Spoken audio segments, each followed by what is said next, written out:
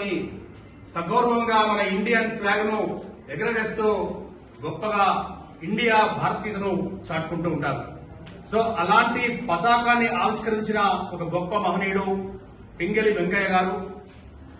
ఒకానొకప్పుడు విజయవాడకి మహాత్మా గాంధీ వచ్చినప్పుడు బ్రిటిష్ 1947 కంటే ముందు మన బ్రిటిష్ కి వ్యతిరేకంగా పోరాడే ప్రయత్నంలో మన భారతీయులు వారికి వ్యతిరేకంగా అనేక ఉద్యమాలు చేపట్టినప్పుడు కొన్ని డిఫరెంట్ కలర్స్ ని మన భారతీయులు అప్పుడు తీసుకుంటూ ఉండేవాళ్ళు. సో ఇది ఇలా కాదు, మన పింగళి వెంకయ్య గారు, మన Mahatma Gandhi, the father of nation. He seems to be like an ordinary man. He is not physically so strong, and Mahatma Gandhi is not mentally so strong like William Shakespeare. An ordinary man, in an extraordinary way, he brought us independence against the British. Today we are leading pleasant atmosphere, aesthetic movement, enthusiastic atmosphere. That credit goes to our great martyrs. అంటే భారతదేశానికి స్వాతంత్రం తీసుకొచ్చే ప్రయత్నంలో ఎవరైతే ముందుండి తన ప్రాణ త్యాగాన్ని లెక్క చేయకుండా బ్రిటిష్ కి వ్యతిరేకంగా పోరాడి భారతదేశానికి 1947 ఆగస్టు 15th నాడు ఇండిపెండెన్స్ తీసుకొచ్చారో ఆ మహనీయుని మనము తలుసుకోవాల్సిన సమయం సందర్భం. ఎందుకంటే ఈరోజు పింగళి వెంకయ్య గారు వారి యొక్క జయంతిని పురస్కరించుకొని భారత జాతీయ పతాకాన్ని మనము నెమరవేసుకుంటున్నాము, రీకలెక్ట్ చేసుకుంటున్నామంటే దాని వెనుక ఎన్ని త్యాగాలు. ఇంతకుముందు ఒక అమ్మాయి చెప్పినట్టుగా the symbol of orange, it indicates our great sacrifice.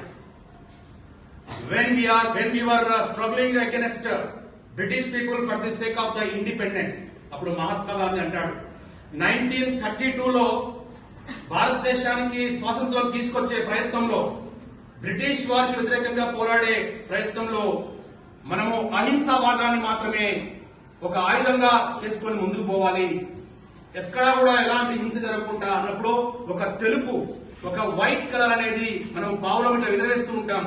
అది ఎక్కువగా నాన్ వైలెన్స్ కి ఇండికేట్ చేస్తూ ఉంటది. సో అలా 1932లో సహాయ నిరాకరణ ఉద్యమం తీసుకొచ్చే ప్రయత్నంలో బ్రిటిష్ వాళ్ళతో పోరాడాము.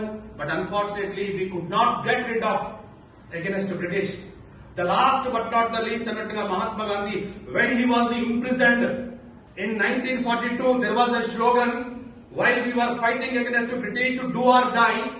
స్వాతంత్రం బ్రిటిష్ వారికి వ్యతిరేకంగా తీసుకొచ్చే ప్రయత్నంలో చావనైనా చేద్దాం, లేకుంటే బ్రిటిష్ వారికి వ్యతిరేకంగా స్వాతంత్రం తీసుకొచ్చి స్వేచ్ఛాయుతమైన వాతావరణంలో జీవనాన్ని కొనసాగిద్దాం అని జైలు నుంచి ఇచ్చిన పిలుపుతోటి ఉత్తేజపరులైన ప్రతి ఒక్క భారతీయుడు ఆ పిలుపును అందుకొని బ్రిటిష్ వారికి వ్యతిరేకంగా పోరాడారు. ఆ ప్రయత్నంలో మనకు భారత్ స్వాతంత్రం వచ్చింది. అన్ఫార్చునేట్లీ కొంత హింస కూడా అక్కడ ఇదైంది. మరి దానికంటే ముందు 1919 జలియన్ వాలా బాగ్ అనేది ఏ ఒక్క భారతీయుడు కూడా మరువలేనిది.